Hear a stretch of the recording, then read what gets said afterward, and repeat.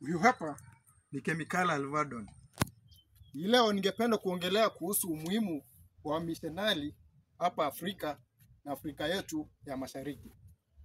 Wamissionari walipofika Afrika walipata kuwa hakukuwa na maeneo yoyote ama maenezi yoyote ya Ukristo. Wamissionari waliweza kusambaza Ukristo kwa njia mbalimbali.